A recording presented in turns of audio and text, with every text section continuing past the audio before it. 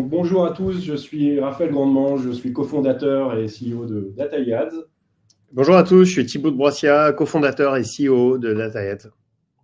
Merci d'assister à ce webinaire dédié aux flux produits. On a 30 minutes aujourd'hui avec du coup une présentation, des questions qui seront traitées à la fin.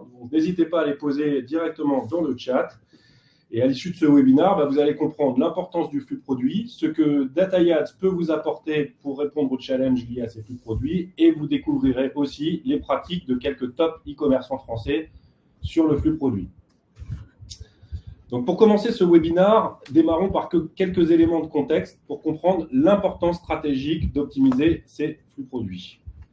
Commençons par la taille du marché. De quoi parle-t-on? Aujourd'hui, au premier semestre, la performance publicitaire est plus que jamais ancrée autour de Google et Meta, malgré le développement d'Amazon. En considérant que Meta a 80% de part sur le social media, c'est près de 3 € sur 4 qui sont dépensés en publicité digitale sur ces deux plateformes. Il y a un an, simplement, c'était 2 € sur 3. Alors, dans ce contexte de duopole, comment est-ce que ces plateformes font évoluer leurs offres? En 2024, Google Shopping représente une part majeure des investissements publicitaires dans Google Ads pour les secteurs du retail, notamment la mode, l'électronique, par exemple. Il s'agit d'un levier de premier plan, capturant environ 76% des dépenses publicitaires liées aux recherches dans le secteur du retail et représentant 85% des clics générés sur Google Ads pour les campagnes orientées produits. Ces chiffres soulignent l'importance stratégique de Google Shopping pour les annonceurs e-commerce en quête de conversion et de trafic qualifié. Pour Meta, c'est 35% des dépenses sur la plateforme et 45% des clics de Meta Ads. Alors, petit sondage express, à vos souris, 10 secondes pour répondre à ce sondage. Qui d'entre vous, entre le troisième trimestre 2023 et le troisième trimestre 2024, a vu ses CPC augmenter? Répondez simplement par oui ou par non. On constate donc à travers notre position sur le marché une hausse moyenne des CPC sur le troisième trimestre 2024 d'environ 10% par rapport à l'année dernière. Je me permets un tout petit point méthodologique. On a réalisé en vue de ce webinaire une vingtaine d'interviews auprès de CMO et on mène en permanence des études quantitatives. Donc on a une cinquantaine d'annonceurs sur ce Q3 qui nous permettent de faire ressortir ces chiffres. Alors qu'est-ce qu'on observe? Tous les secteurs sont soumis en fait à des hausses plus ou moins fortes qui sont comprises entre 5 et 15% selon les industries. Et par exemple, on note une augmentation entre 0 et 5% sur le secteur brico et maison, alors que sur la mode, la hausse est plus marquée, autour de 10 à 15%. Pourquoi? Très simplement, il y a une concentration quand même des investissements publicitaires, on l'a vu un tout petit peu précédemment, et puis il y a une présence aussi de nouveaux concurrents. On parle beaucoup de Temu, de Chine, ces enseignes, avec un positionnement très large et des perspectives de rentabilité à long terme, font bondir les CPC sur de nombreux marchés. Et même si leurs investissements publicitaires ont eu tendance à plutôt baisser ces derniers mois, l'impact est toujours là. C'est ce que corrobore d'ailleurs le petit sondage qu'on vous a proposé et dont vous trouverez les résultats dans l'onglet « Sondage ». Dans ce contexte, vous comprenez que c'est primordial d'être plus efficace sur les annonces. Et pour être plus efficace aujourd'hui, l'enjeu porte sur le flux produit. Alors, quels sont les challenges, justement, sur ce fameux flux produit? Il y en a deux. Le premier challenge, ce sont les produits rejetés. Plus de 20% des produits soumis à Google contiennent des erreurs qui sont critiques et qui empêchent la diffusion. Les marchands avec des flux bien structurés constatent une augmentation de 20 à 30% de leur conversion et l'automatisation et l'amélioration des flux permettent de réduire de 60% le temps consacré à la gestion des données produits. Le deuxième challenge, il réside dans l'enrichissement de vos data dans GMC et Meta Business Manager. Les annonceurs qui optimisent leurs flux produits enregistrent en moyenne une augmentation de 15% de leur ROAS et les flux optimisés augmentent le CTR jusqu'à 40% sur les annonces shopping. C'est ce que nous dit notamment Google lors d'une conférence Google Sync with Retail. Enfin, les retailers qui constatent une hausse de 25 à 35% des conversions en optimisant les différents attributs produits. Voilà, voyons désormais comment DataYads peut vous aider à adresser ces challenges. DataYads, c'est la plateforme d'optimisation pour les shopping ads. On est 40 personnes, on est une technologie, on a levé 7 millions d'euros pour développer cette technologie.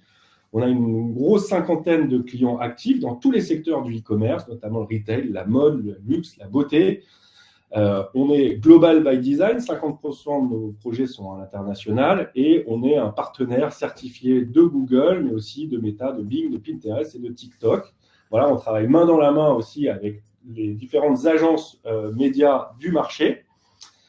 Et la technologie DataYads, elle repose sur 2 produits. Le premier produit sur le flux et puis le second sur les landing pages. Et en l'espace de quelques années, on est devenu le meilleur compagnon des équipes acquisition et e-commerce. On leur permet de faire un gain moyen de 15% sur le return on advertising spend. Grâce à l'enrichissement du flux produit, on va le voir, on optimise toute la partie conversion CTR et CPC. Et puis, les landing pages permettent, quant à elles, de se concentrer sur le taux de conversion et le panier moyen. Et tout ça, sans changer de CMS, d'outils de feed, de stratégie d'ads et d'agence.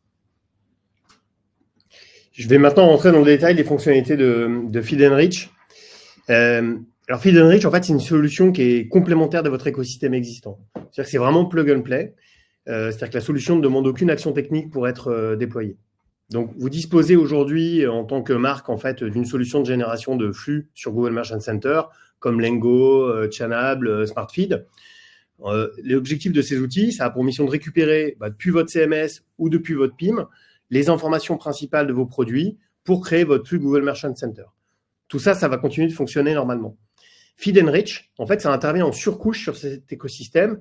Et nous, on a une spécificité, c'est qu'on est connecté à 2 endroits. Le premier, c'est qu'on va se connecter à Google Merchant Center via la Content API. Ça va nous permettre de lire et puis d'écrire les informations produits. Très simple comme mise en place. On a juste besoin d'inviter un email sur Google Merchant Center pour établir cette connexion. Et puis, la deuxième connexion, c'est qu'on va être connecté à votre site avec un scrapper, qui est un scrapper DataYads et qui va nous permettre de récupérer les infos sur vos produits qui sont présents sur votre site, mais qui ne seraient pas dans GMC. Par exemple, dans Google Merchant Center, on a souvent une seule image pour un produit. Nous, on va pouvoir aller récupérer toutes les images secondaires alternatives d'un produit. Les avis, qui peuvent être par exemple sur vos fiches produits, qui sont une mine d'informations très intéressantes, mais comme elles sont générées par un outil tiers, cette info n'est pas dispo dans Google Merchant Center. Les prix, les stocks, par taille pour chacun de vos SKU. Et alors tout ça, qu'est-ce que ça nous permet de faire ? Le but du jeu, c'est quand même de booster le ROAS. Donc, pour ce faire, en fait, on va jouer sur les attributs produits communiqués à GMC. À gauche, vous voyez le flux dispo dans Google Merchant Center avant son optimisation par Feed & Reach. Et à droite, un exemple d'optimisation. Vous le savez, un flux dans Google Merchant Center, en fait, c'est une somme d'attributs. Il y a de nombreux attributs qui peuvent être renseignés. Il y en a qui sont obligatoires, d'autres qui sont facultatifs. Et c'est très important d'avoir un flux de qualité car quand un utilisateur fait une recherche sur Google, Google va techniquement rechercher les attributs produits envoyés par tous les marchands et afficher les produits les plus pertinents. Donc, un produit avec des attributs produits manquants ou non pertinents sera moins visible. Et inversement, un produit avec des attributs complets et pertinents sera plus visible. Donc, à noter que certains de ces attributs dans GMC ne sont même pas visibles pour l'internaute. Ils sont envoyés à Google en fait uniquement pour lui permettre de mieux classifier ses produits.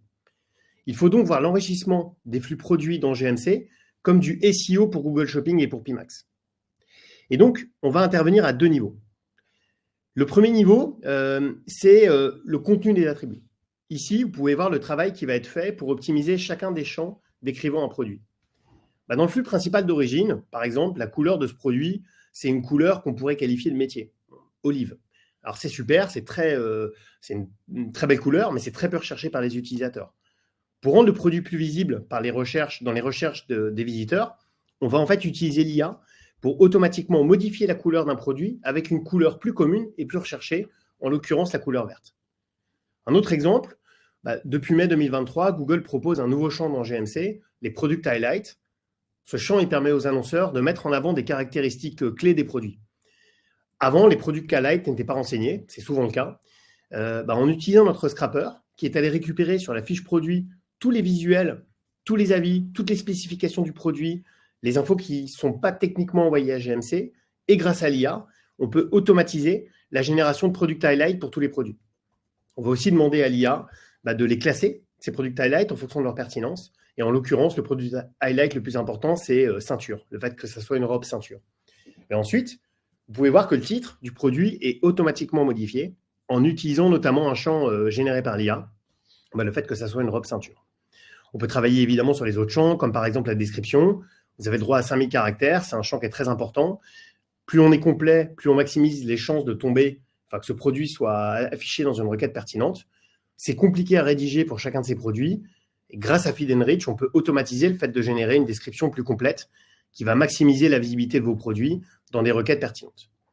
En clair, c'est passer d'un flux brand-centric, technique, à un flux user-centric, optimisé pour Google Merchant Center et pour la recherche. Le deuxième niveau sur lequel on peut intervenir, c'est la fréquence de rafraîchissement des informations. En général, les infos produits de Google Merchant Center, elles sont mises à jour par les marchands via leur prestataire de flux principal tous les jours, voire 2 à 3 fois par jour, pour intégrer des nouveaux produits, puis pour mettre à jour les prix et les stocks pour chacun des SKU. Ça veut dire que si vous changez un prix, par exemple pendant la période de Noël, on a des clients qui changent leur prix plusieurs fois par jour, et que le produit, par exemple, s'est bien vendu dans les dernières heures et qu'il n'est plus en stock, en fait, il y a un risque de continuer à faire de la publicité pour un produit qui aura moins de chances d'être vendu.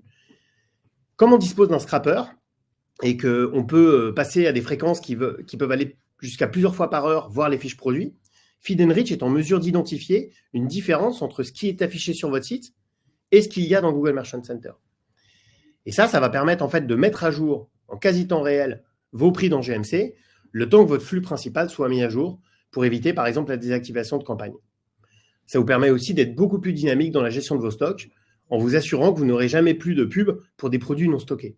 Ça peut paraître anodin, et pas grand-chose, mais on estime aujourd'hui à 1% le budget média qui est dépensé sur des produits dont le stock est égal à 0. Ce pourcentage de pub non dépensé, en fait, il va être automatiquement réinvesti dans vos autres produits qui ont, eux, un ROAS de l'ordre de x3. Et donc, ça va vous permettre, par exemple, de gagner 3% de ROAS en plus en mettant en place ce rafraîchissement plus véloce. Donc, évidemment, si vous mettez à jour votre flux principal toutes les heures, dans ce cas, cette fonctionnalité ne sera pas utile pour vous, mais vous pourrez utiliser les autres fonctionnalités de Feed & Rich. Alors, quels sont les impacts en fait de ces optimisations de flux ? Le premier impact, c'est de maximiser les impressions d'un produit. En effet, plus le flux est complet et pertinent, plus vous avez de chances que vos produits soient affichés dans la SERP, dans la page de résultats de Google. Ici, l'utilisateur a tapé robe à ceinture verte. Vous vous souvenez que les attributs du produit parlaient avant d'une couleur olive ou que l'attribut product highlight, ceinture, était inexistant. Google, là, techniquement, n'aurait pas affiché cette robe dans cette recherche. Donc, avec Feed & Rich, non seulement vous serez plus visible, parce qu'il y a par exemple 100 fois plus de recherches sur robe verte que sur robe olive, mais aussi sur des requêtes plus qualifiées, avec par exemple le product highlight robe ceinture. Donc en moyenne, on arrive à booster de 15% de taux d'impression avec Feed & Rich, et ça encore une fois, sans toucher à votre publicité et votre stratégie publicitaire, uniquement en bossant sur l'optimisation du flux. Le deuxième impact, c'est de vous faire gagner aussi en taux de clic. En clair, rendre la publicité plus désirable. Donc ça, on va le faire en choisissant avec l'IA le meilleur visuel. Il y a souvent plusieurs visuels qui existent pour un produit. Ils ne sont pas tous envoyés à Google Merchant Center, mais nous, on peut les récupérer avec le scrapper. On peut identifier, par exemple, les produits, les photos où les produits sont portés, les photos lifestyle, et automatiser le fait que ce soit la photo lifestyle qui soit mise en avant sur Google Merchant Center. On peut choisir le titre le plus pertinent, on peut mettre à jour les prix avec une vélocité plus importante, on peut remonter aussi les avis qui existent sur le site et qui sont parfois compliqués à remonter dans Google Merchant Center, ou les matières, ou bref, toutes les infos qui ne sont pas renseignées dans GMC. Donc en moyenne, on apporte plus 10% de CTR incrémental avec une baisse qu'on constate aujourd'hui de moins 5% du CPC. Alors techniquement, comment est-ce que ça fonctionne ? Côté technique, en fait, on a deux enablers. Le premier, c'est le scrapper dont j'ai parlé. Il permet en fait de récupérer les infos produits sur votre site par SKU. Et puis le deuxième, c'est l'utilisation des LLM. On appelle ça la Feed AI Library, qui permet de capitaliser donc sur la puissance des LLM pour faire par la machine, en gros, ce qui prenait du temps par les humains. Ensuite, ça permet d'activer tout ou partie de l'optimisation des attributs. On peut traiter tout ou partie des titres, des descriptions, des catégories, des matériaux, des images, des product highlights. Chaque attribut et particulier peut être traité de manière stratégique pour maximiser le ROAS et vous démarquer de la concurrence. Donc, si on passe un instant sur les deux enablers, le scrapper, en fait, c'est aucun déploiement technique. C'est une solution data ads qui va en gros aller passer sur vos fiches produits, qui va lire et enregistrer les contenus, tout ce qu'il va trouver sur vos fiches produits aujourd'hui, qui sont souvent plus riches que ce qu'il y a dans GMC. Et ce que va faire notre techno, c'est concaténer les infos qu'elle a trouvées sur vos fiches produits avec les infos que vous avez déjà envoyées à Google Merchant Center, SKU par SKU. Et en gros, l'objectif, c'est de mieux connecter votre pub avec votre site. Le deuxième enabler, c'est la GenAI. Donc, c'est basé sur Gemini de Google. En fait, on a construit une bibliothèque de prompts par industrie qui permet de pleinement utiliser le potentiel de l'IA générative. On peut bien entendu utiliser d'autres LLM, voire vos propres LLM maison si vous en avez déjà développé. Vous pourrez aussi écrire et éditer les prompts que vous voulez. Et on dispose d'une interface de validation du contenu qui permet de s'assurer de la qualité du contenu créé. Maintenant, regardons comment utiliser Feed & Rich pour optimiser, par exemple, les titres. Le but du jeu, ça va être de créer une stratégie d'optimisation de titres.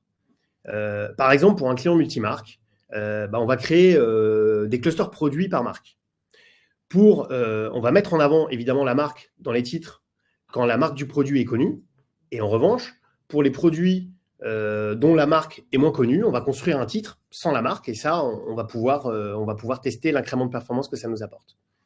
Un autre exemple, sur des produits techniques, où par exemple, il peut être nécessaire d'avoir des spécifications et pour lequel on va chercher une audience et des clics qualifiés. Je sais pas, par exemple, un téléviseur où, par exemple, je sais pas, le nombre de pixels, la fréquence de rafraîchissement en hertz du téléviseur, c'est pas des infos qu'on envoie généralement dans GMC.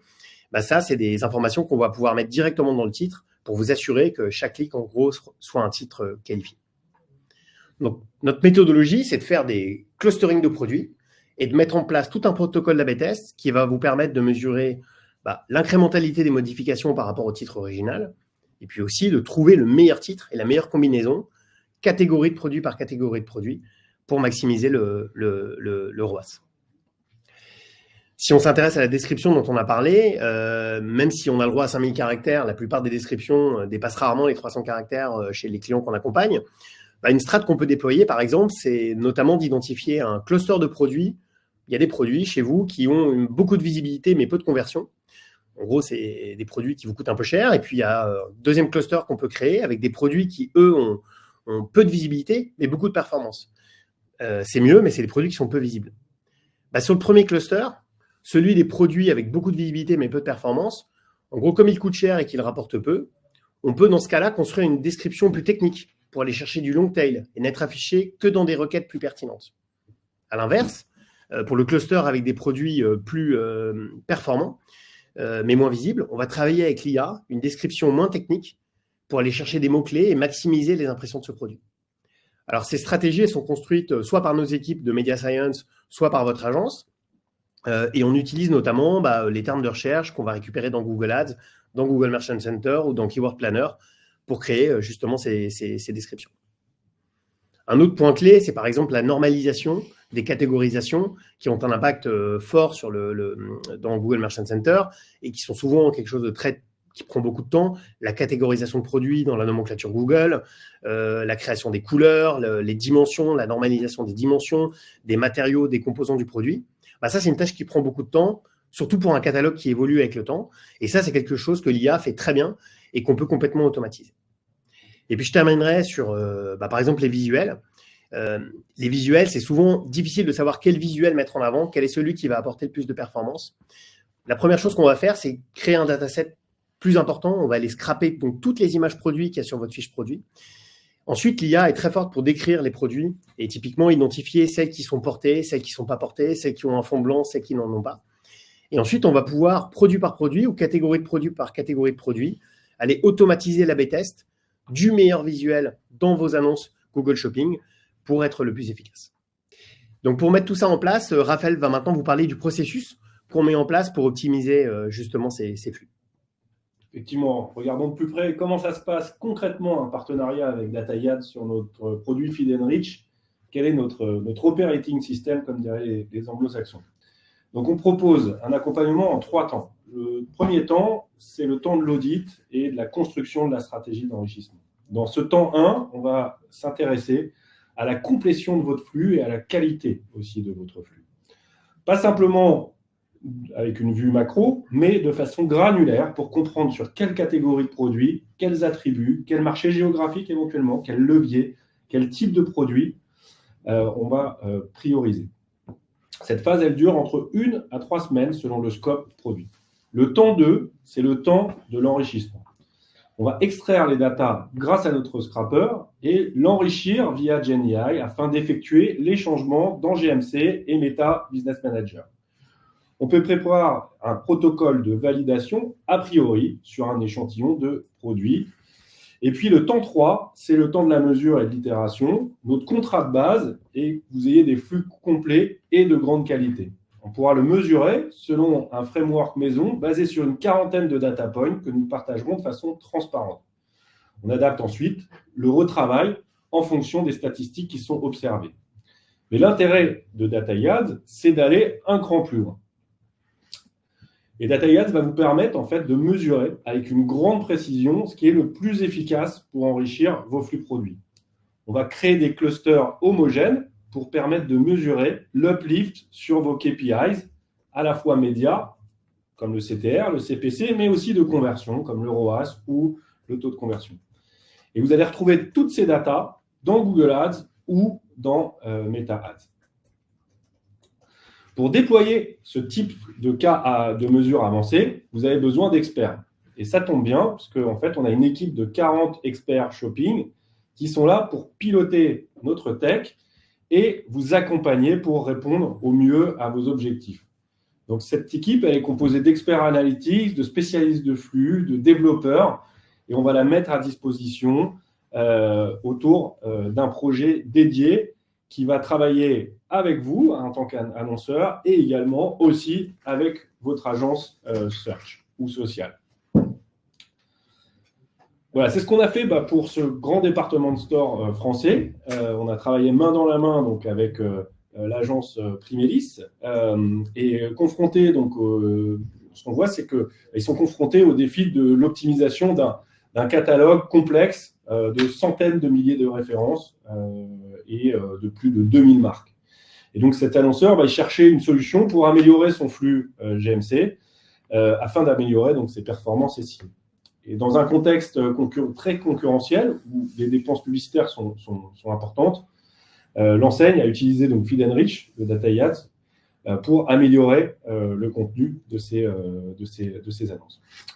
Donc, durant la phase d'audit et de stratégie, on a décidé de focuser notre travail en fait, sur les top produits, qui représentaient 30% à peu près du trafic. Et on a créé 2 groupes de clusters divisés en échantillons égaux afin de poser les bases de la performance qu'on mesurera en A/B test. On a ensuite prompté notre IA grâce aux data récoltées par notre scrapper sur le site du client et ça nous a permis d'enrichir le contenu grâce à l'IA. On a notamment fait un très gros focus sur la partie description produit. Et puis enfin, pour mesurer, on a mis en œuvre des A/B tests pilotés sous Google Ads de façon à avoir une analyse précise de l'uplift sur le CPC, les clics et les impressions publicitaires. Et ça a démontré du coup l'efficacité de l'optimisation des flux pilotés par IA, puisqu'on a réussi à baisser de 5% le CPC et d'augmenter les impressions de 10%. Donc, on généralise maintenant sur cet annonceur l'approche sur une partie beaucoup plus importante de leur catalogue avec des partis pris qui vont être différents par univers produit et une mesure qui s'est étendue même jusqu'au ROAS. On a des premiers signaux aujourd'hui qui sont très positifs après quelques semaines sur le ROAS, puisqu'on note une augmentation de 20% du ROAS, c'est-à-dire que les clics qui sont envoyés sont aussi une capacité à mieux convertir grâce à l'optimisation qui est faite sur ces flux produits.